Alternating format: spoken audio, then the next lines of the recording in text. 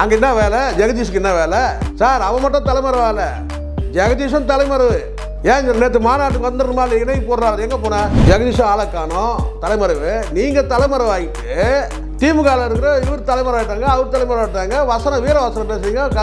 கல்லூரி மாணவர்கள் எல்லாம் வந்து உங்கள் வீட்டுக்குள்ள நுழைஞ்சிருவாங்க. இந்த வார்த்தையை நீ சரியான ஆம்பளையா இருந்தான்னா முதலமைச்சர் வீட்டுக்கு வந்து பார்த்தீங்கன்னா கல்லூரி மாணவர்களாம் ஓடுவாங்கன்னு சொல்கிறல்ல, இதை ஒரு பொது மேடையில் சொல்கிறா பார்க்கலாம். பொது வந்து பார்த்தீங்கன்னா ஒரு பொதுக்கூட்டத்தில் சொல்கிறா பார்க்கலாம், பப்ளிக் மத்தியில். நீ முழுசாக வீடு போய் சரியாக பார்க்கலாம். போகிற போக்கில் உங்கள் வாயில் வந்ததெல்லாம் சொல்லிகிட்டே இருப்பீங்க. 2 கோடி பேர் வந்து ஓட்டு போகிறதுக்கு ரெடியாக இருக்கிறாங்க.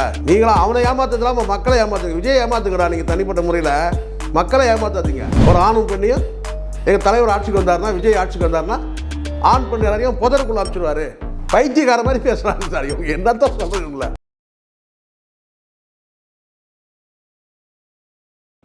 சிபிஐ வந்து இப்போ சமீபத்தில் விசாரிச்சுட்டு இருக்கு.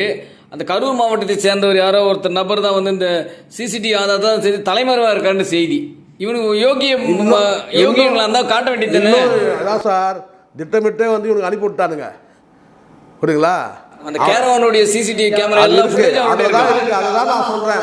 எல்லாம் என்னை வந்து இந்த காணொலி பார்க்குற சில பேருக்கு வந்து பார்த்தீங்கன்னா எப்படி சொல்லி புரிய வைத்தேன். நான் சொல்கிறேன், எனக்கு வந்த தகவல் அடிப்படையில் சொல்கிறேன். ஜனநாயகன் படம் ஷூட்டிங்காக அத்தனையும் வந்து பார்த்தீங்கன்னா காட்சிப்படுத்தப்பட்டு அதுக்காக தான் அந்த வாகனத்தில் மையப்படுத்துனதே அதுக்கு தான். ஆனால் வந்து பார்த்தீங்கன்னா இப்போ வந்து அவனை தலைமுறை ஆக்கிட்டு ஐயன்னா அவன் மாட்டினா மாட்டிக்கும். என்றைக்கு இருந்தாலும் சிபிஐ வந்து அந்த வேலையை செய்வாங்க சார், எனக்கு நம்பிக்கை இருக்குது. ஆனால் நீங்கள் அதை மறைக்கிறதுக்கு எல்லாம் என்னென்னா சொல்லிட்டு இருக்கீங்க பாருங்க. ஏன் அதை பற்றிலாம் பேசுங்க. அங்கே என்ன வேலை? ஜெகதீஷுக்கு என்ன வேலை சார்? அவன் மட்டும் தலைமறை வேலை, ஜெகதீஷும் தலைமறை. ஏன் நேற்று மாநாட்டுக்கு வந்துடுமா இல்லை இணை போடுறாரு? எங்கே போன? இணை போடுறாரு எங்கே சார்? அங்கே மாநாட்டில் உட்காந்துருந்தாரா எங்கேயாவது பார்த்தீங்களா நீங்கள்? இல்லை சார், எங்கே இல்லை. அந்த அம்மா உட்காந்துருக்குறாங்க, சோபா கூட உட்காந்துருக்குறாங்க. அங்கே நிர்வாகிகள் அங்கே வந்து ஒரு இணை பொருளாதார உட்காந்துருக்கணுமா இல்லையா சார்? தலைமறை ஆக்கிட்டு வந்து இவங்க பயந்து ஓட்டாங்க, அவங்க பயந்து ஓட்டாங்கன்னு சொல்கிறீங்க. நீங்கள் கட்சியோட இணை பொருளாதாரம் ஏன் உட்காரல? ஒரு பொதுக்குழுக்கே வரல சார். அப்போ என்ன அர்த்தம்? சரி, எங்கே தான் போனாங்க இவங்க வந்து அவ்வளோ நேர்மையானவர்கள், நாணயமான சொன்னவங்க. சிசிடிவி ஆதாரத்தை காட்டலாமே, ஏன் பயப்பட? அதுதான் நான் சொல்கிறேன். இருக்கிற கட்சி மேலே சிசிடிவியில் நான் சொல்கிறேன் பாருங்க. ஜனநாயகர் படம் கிளைமாக்ஸுக்காக பல காட்சிகள் பதிவு செய்யப்பட்டது உண்மை. அதை வந்து பார்த்தீங்கன்னா அதை ஹேண்ட் ஓவர் பண்ணாமல் எடுத்த டெக்னீஷியனை ஓடி போயிட்டான். ஜெகதீஷ் ஆளை காணோம், தலைமறைவு. நீங்கள் தலைமறை ஆகிட்டு திமுகவில் இருக்கிற இவர் தலைமுறை ஆகிட்டாங்க, அவர் தலைமுறை ஆகிட்டாங்க, வீரவசனம் பேசுகிறீங்க. கல்லூரி மாணவர்கள் எல்லாம் வந்து உங்கள் வீட்டுக்குள்ளே நுழைஞ்சிருவாங்க. யாரை பார்த்து சொல்கிறீங்க? இது வரைக்கும் உங்களை திமுககாரன் விட்டு வச்சுருக்கான் பாருங்கள், அதுவே பெரிய விஷயம். முதல்ல ஏதோ பாதுகாப்பாக வந்து உங்கள் இடத்துல ஒரு ஹோட்டலில் உட்காந்துக்கிட்டு ஒரு ரூம் கதவு சாத்தின ரூமில் உட்காந்து பேசுகிறீங்க. இந்த வார்த்தையை நீ சரியான ஆம்பளையாக இருந்தான்னா முதலமைச்சர் வீட்டுக்கு வந்து பார்த்தீங்கன்னா கல்லூரி மாணவர்களாம் ஓடுவாங்கன்னு சொல்கிறல்ல, இதை ஒரு பொது மேடையில் சொல்கிறா பார்க்குறோம். வந்து பார்த்தீங்கன்னா ஒரு பொதுக்கூட்டத்தில் சொல்கிறா பார்க்கலாம், பப்ளிக் மத்தியில். நீ முழுசாக வீடு போய் சரியாக பார்க்கலாம். இல்லை சார், இதில் இன்னொரு முக்கியமான ஒரு நடிகர், அதாவது தமிழ் சினிமாவிலே முன்னணி நடிகர். அவர் வந்து பல திரைப்படம் நடிச்சிட்டாரு. அவர் என்ன சொல்லியிருக்காருன்னா, விஜய் என்பது வந்து ஒரு தனி மனிதன் இல்லை, 1 கோடி மனிதர்களின் உயிர் அப்படின்னு இருக்காரு. நீங்கள் பார்த்தீங்களா அந்த காணொலியை? அவர் தான் வந்து ஒரு பட விழாவுக்கு பேசும்போது வந்து இது வந்து விஜயோட மேடை கிடையாது, நீங்க என்ன சும்மா அரசியல் பத்தி பேசுறீங்க, சினிமா பத்தி பேசுறீங்க, பத்திரிகையில காரி துப்பி இருக்காங்க அவர். ஆமா, நீங்க பார்த்திருப்பீங்கன்னு நினைக்கிறேன். ஆமா, 1 கோடி நபர்களின் உயிராமே சார் அவரு. அவெல்லாம் வந்து அவனுக்குலாம் விளம்பரமே கொடுக்கக்கூடாது சார். அவெல்லாம் ஒரு ஆளா சார் அவன் சொல்கிறேன். நான் சொல்கிறேன், முதல்ல இது முடிவு பண்ணுங்கடா. முதல்ல அவனுக்கு வந்து இந்த மெம்பருங்க எவ்வளோ பேர்?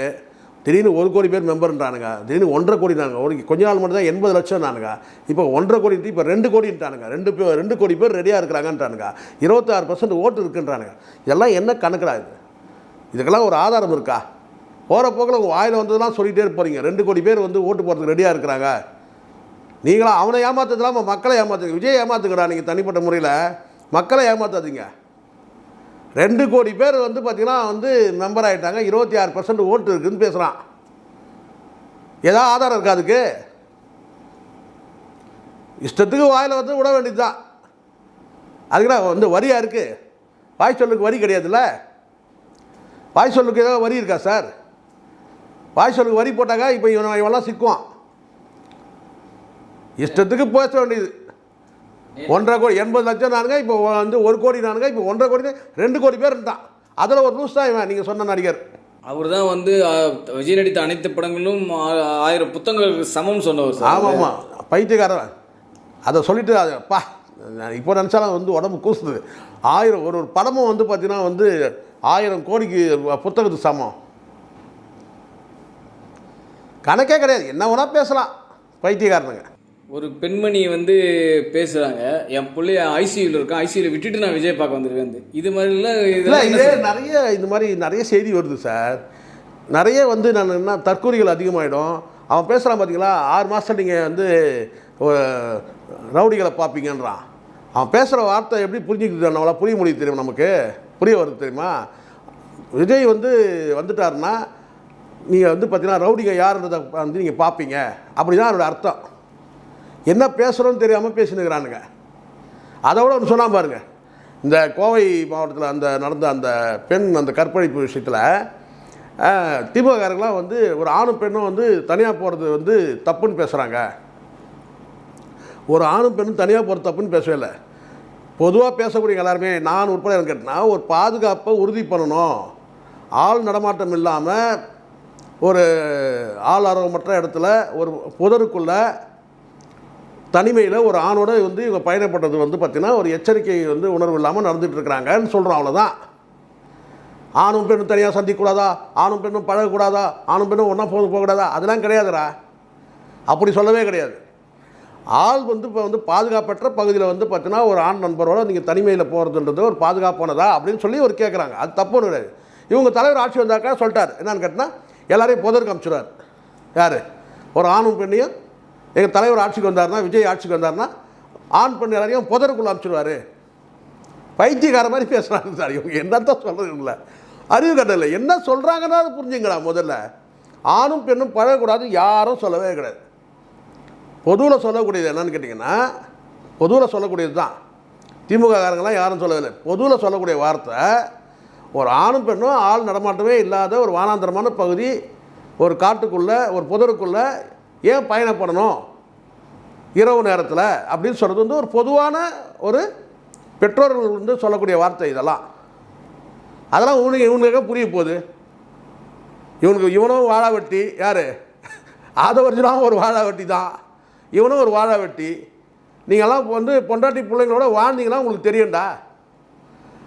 அவன் 2 பேரும் தருதலைக்கு தான்.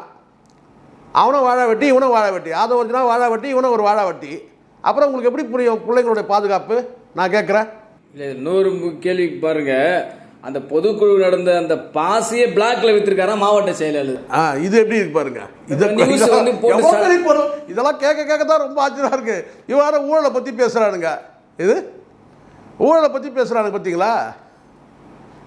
எது சினிமா டிக்கெட் மாதிரி ஓடிட்டு இருக்குது. இவ்வளோ தான் சார் நடக்கும். இவ்வளோ தான் நாளைக்கு ஆட்சிக்கு வந்து என்ன சார் நடக்கும்? இப்படி தான் நடக்கும். விஜய் வந்து அரசியலில் வந்து தகுதியற்ற நபர், அரசியலில் வந்து தீய சக்தி. அந்த ஆட்சிக்கு வரவிடாமல் தடுக்கிறது தான் நம்மளுடைய வேலை. அரசியலுக்கு வந்துட்டாரு, வரட்டும். ஆனால் தேர்தலில் போட்டியிடுவது கேட்டால் தோற்கடிக்கப்படணுன்ற நான். அப்போ தான் வந்து இந்த தமிழ்நாடு ஏன்னா மிகப்பெரிய ஒரு ஆபத்தை நோக்கி தமிழ்நாடு நகர்ந்துட்டு இருக்குது. இவெல்லாம் நாளைக்கு ரூலிங்க்கு வந்தானா என்ன நடக்கும்னு பாருங்கள். ஊழலற்ற ஆட்சி கொடுக்க முடியுமா? பாதுகாப்பான ஆட்சி கொடுக்க முடியுமா? எதுவுமே நடக்காது. சர்வாதிகார ஆட்சி நடக்கும். இப்போ சொல்லிட்டான் 6 மாதம் பொறுத்துருங்க, ரவுடிகள் ஆட்சி தான்ட்டான். ஓகே சார், இவ்வளோ நேரம் பொறுமையாக பேசுனதுக்கு thank you very much sir. Thank you. நன்றி சார். இது போல பல வீடியோக்களை கண்டு மகிழ எங்களது ரீசன்ட் வாய்ஸ் சேனலை மறக்காம சப்ஸ்கிரைப் பண்ணுங்க.